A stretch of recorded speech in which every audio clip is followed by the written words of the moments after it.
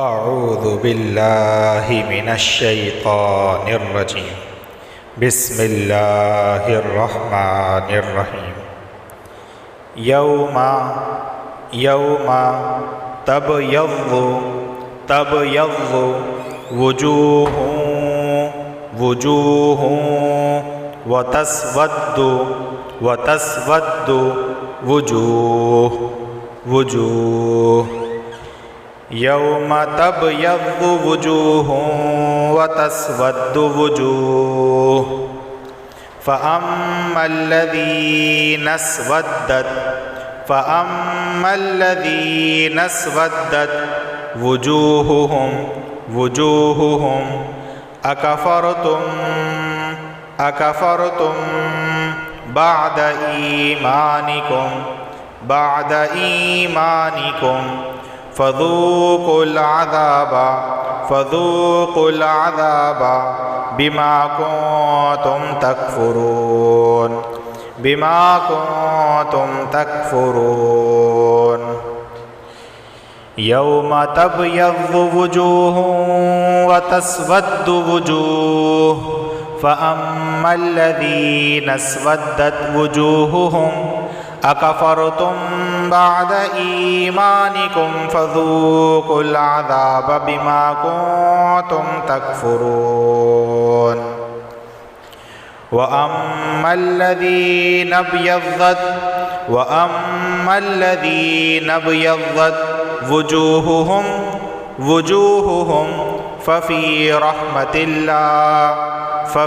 رحمت اللہ ہم فیہا خالدون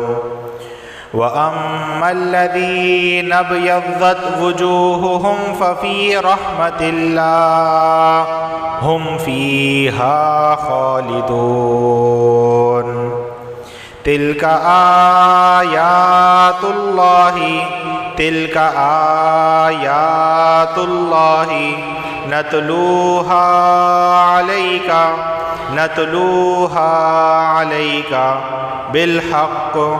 بالحق وما الله يريد ظلما للعالمين تلك آيات الله نتلوها عليك بالحق وما الله يريد ظلما للعالمين وَلِلَّهِ مَا فِي السَّمَاوَاتِ وَمَا فِي الْأَرْضِ وَإِلَى اللَّهِ تُرْجَعُ الْأُمُورُ وَلِلَّهِ مَا فِي السَّمَاوَاتِ وَمَا فِي الْأَرْضِ وَإِلَى اللَّهِ تُرْجَعُ الْأُمُورُ دوستو آج میں نے آپ کے سامنے سورہ آل عمران کی آیت نمبر 106, 107, 108 اور 109 کی تلاوت کی ہے۔ اب میں اس کا لفظی ترجمہ کرنے لگا ہوں۔ یوم کا معنی ہے دن، تبیض سفید ہوں گے، وجوہ بعض چہرے یعنی منہ، وتسود اور سیاہ ہوں گے، وجوہ بعض چہرے۔ فَأَمَّا پس جو الَّذِينَ لوگ اسودت سیاہ ہوئے، وجوہہم ان کے چہرے، اکفرتم کیا تم نے کفر کیا، بعد ایمانکم اپنے ایمان کے بعد، فذوقوا تو چکھو العذاب عذاب کو، بما کنتم کیونکہ تم تھے تکفرون کفر کرتے۔ بامحاورہ ترجمہ کیا ہے؟ اس دن جب کچھ چہرے چمکتے ہوں گے اور کچھ چہرے سیاہ پڑ جائیں گے، چنانچہ جن لوگوں کے چہرے سیاہ پڑ جائیں گے ان سے کہا جائے گا کہ تم نے اپنے ایمان کے بعد کفر اختیار کر لیا، لو پھر اب مزہ چکھو اس عذاب کا، کیونکہ تم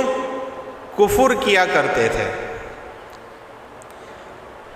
اس آیت کریمہ کی یہاں پر چھوٹی سی مختصر تفسیر یہ ہے کہ یہاں پر جو ایمان کے بعد کفر اختیار کیا ہے، اس سے مراد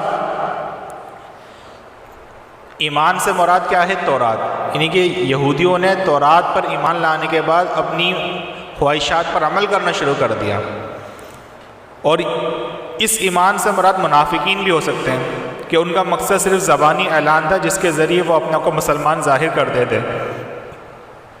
تیسرا احتمال یہ بھی ہے کہ خبردار اسلام کو نہ چھوڑ بیٹھنا، اس لیے یہ بیان کیا گیا ہے کہ جو لوگ واقعتاً مرتد ہو جائیں گے ان کا آخرت میں کیا حال ہوگا۔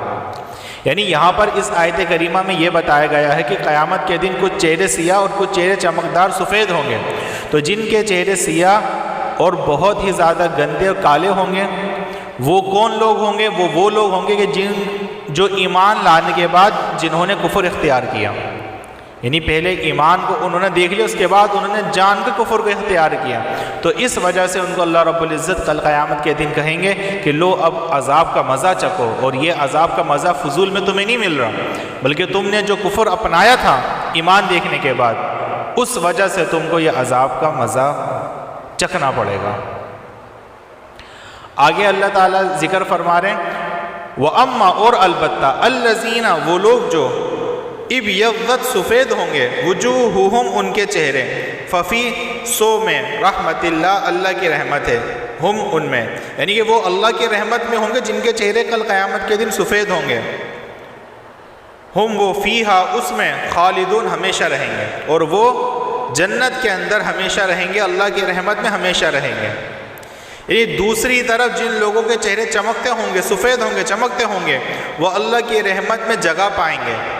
وہ اسی میں ہمیشہ ہمیشہ رہیں گے۔ یعنی یہاں پر ان لوگوں کی بات ہو رہی ہے جنہوں نے ایمان لے کر آئے اور ایمان پر استقامت دکھائی اور اسی حالت میں وہ اللہ کو پیارے ہو گئے۔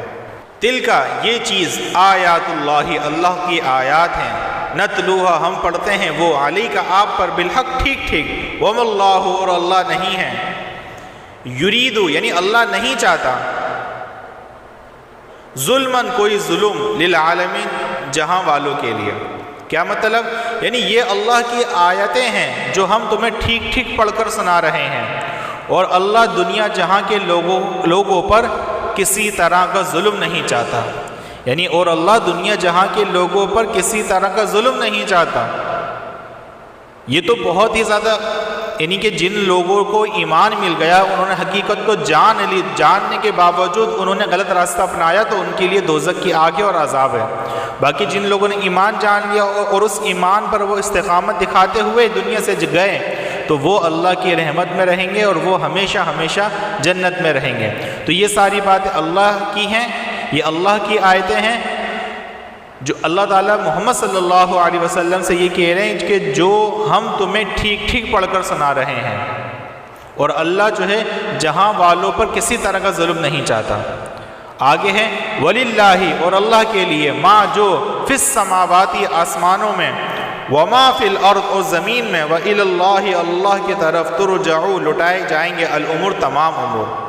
یعنی اللہ ہی کے لیے ہے جو کچھ آسمان اور زمین میں ہے، اور اللہ کی طرف تمام کے تمام امور لٹائے جائیں گے، یعنی آسمان اور زمین میں جو کچھ ہے اللہ کا ہے اور اسی کی طرف تمام معاملات لٹائے جائیں گے، یعنی اس دن فیصلہ ہو جائے گا تمام معاملات کا کہ کس نے کیا کھویا کیا پایا، کس کو کیا ملے گی کیا چیز نہیں ملے گی، کون سکون سے رہے گا اور کون عذاب میں رہے گا۔